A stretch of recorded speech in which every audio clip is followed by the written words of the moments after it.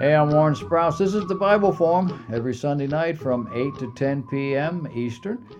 We look at life through a biblical lens. Tonight we're looking at Christianity at the end of the age, what one pundit characterized as cocktail theology. Did you know that Donald Trump has a God whisperer? Yeah, that's what they're calling this person. Her name is Paula White. You ever hear about her? Paula White is a thrice married female preacher, pastor, claiming to have either led the Donald to Christ or at least confirmed his salvation as real due to the things he said to her or the things he has done. Now, fast forward to just a week ago, last Wednesday. This is the day after the election. Less than 24 hours after this man that she spiritually mentored won the presidential election, she called the Donald Trump's God whisperer. She then went to Durham, North Carolina, to preach at a black church revival in the state's probably most pro-Hillary Clinton county. She didn't come to Durham to talk about politics. She did not mention Trump.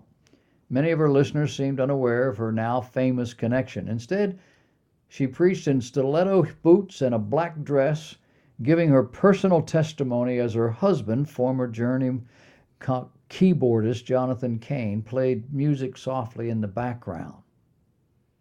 Now, inquiring minds want to know why her name is Paula White and not Paula Cain, but I digress. She says, "You are in a year of greatness. You are in a year of restoration."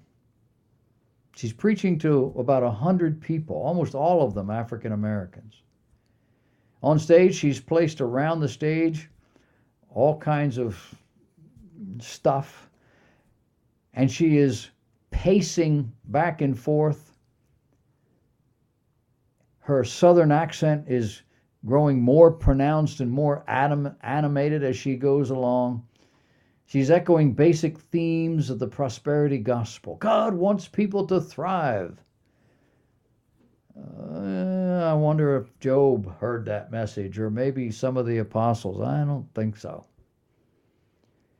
It's possible, she says, to transform your life through positive thinking and prayer.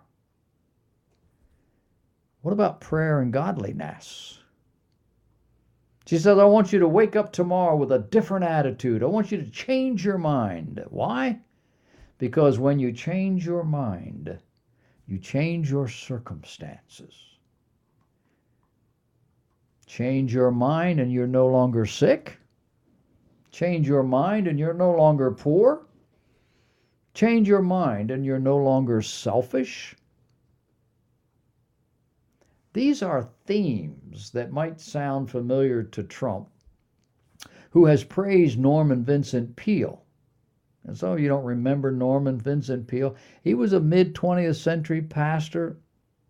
No, he was just a preacher type whose willingness to link faith and positive thinking with personal success made him a very popular speaker and personality and laid the groundwork for today's prosperity gospel preachers.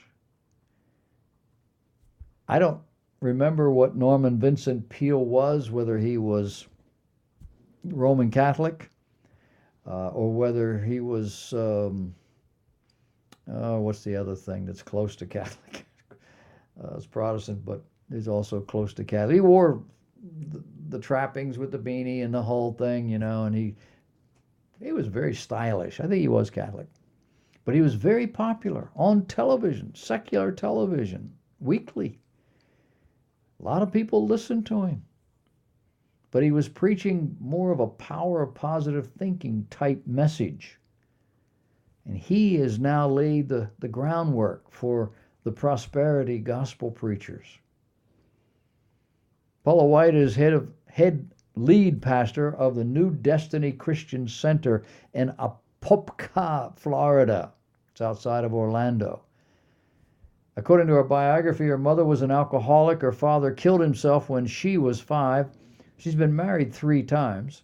During her sermon on Wednesday, she spoke about surviving physical and sexual abuse and being called trailer trash.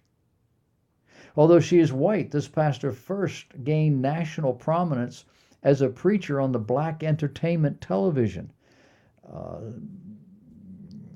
in the early 2000s. Her mentor is the black prosperity gospel preacher, T.D. Jakes. She calls him her spiritual father. This is the man I told you about last week who uttered a common profane vulgarity on his spiritual TV program in front of God and everybody, all the while laughing at what he said. The audience laughed as well. It's a big joke. White's TV, radio, megachurch ministries have been lucrative. Now, do you get some idea why Trump was drawn to her? In 2007, the St. Petersburg Times reported that White owned $2.1 million house in Florida, had a condo in Trump Tower, and bought T.D. Jakes a Bentley convertible for his 50th birthday. 2007. I don't even want to think about what a Bentley costs, but she's got a condo at Trump Tower. According to past interviews, she first met Trump when the businessman gave her a call after seeing her preach on TV. They became friends. In the past year, White has spoken at Trump rallies and helped organize meetings between the candidate and the evangelical leaders. She went on CNN last month to talk about his faith. She delivered a closing prayer at the Republican National Convention. She told the Christian Post back in July, quote, "I can tell you with confidence that I have heard Mr. Trump verbally acknowledge his faith in Jesus Christ for the forgiveness of his sins through prayer.